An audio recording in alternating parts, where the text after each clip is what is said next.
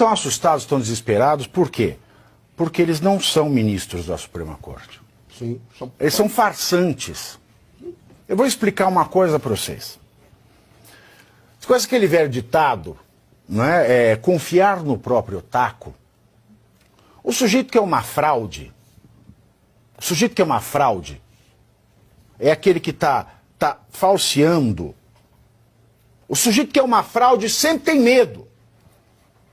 O executivo que não sabe nada, quando está num posto alto, tem medo de fazer alguma coisa errada e que descubram que ele é uma fraude. O charlatão que vende cura, ele tem medo que descubram a fraude. O pastor que engana com cura milagrosa e sabe que ele não tem esse poder, ele tem medo de ser descoberto. Todo criminoso tem medo de ser descoberto. Todo mundo que está fazendo alguma coisa errada tem medo de ser descoberto. E por que eles têm tanto medo? Porque eles têm medo de ser descoberto. Porque para ser ministro, a Constituição, ela dá requisitos. Por exemplo, para você abrir uma empresa, um requisito você tem que ter capacidade jurídica. Ou seja, com 10 anos de idade, você não pode abrir uma empresa. Não pode. Com 9 anos de idade, você não pode contrair matrimônio. É um requisito legal, necessário, indispensável. Ah, veio a menina de 9 anos aqui e ela se casou com o senhor de 76. Ah, ela falou que queria.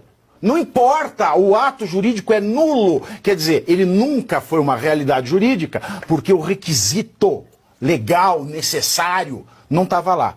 E qual é o requisito legal necessário do ministro do Supremo Tribunal Federal? Mais de 35 anos. Ok, todo mundo lá já está na idade do lobo. Brasileiro, nascido no Brasil, nato. Ok. Agora, o problema, meus senhores, está no principal requisito, que é notável saber jurídico.